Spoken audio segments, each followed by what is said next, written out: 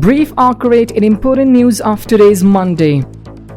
Deputy spokesman of the Islamic Emirate, Bilal Karimi, says the Prime Minister of the Islamic Emirate of Afghanistan, Al-Hajj Mullah Muhammad Hassan Akhund, returned to Kabul from Kandahar this morning. Honorable Prime Minister, after his rest and treatment in Kandahar, returned to the capital, Kabul, on Monday morning on the instruction of Amirul Mu'minin Hafizahullah.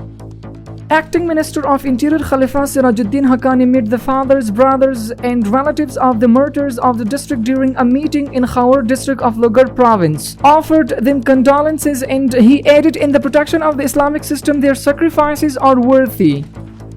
The head of the Defense Committee of the British Parliament has called on the government to open its embassy in Afghanistan.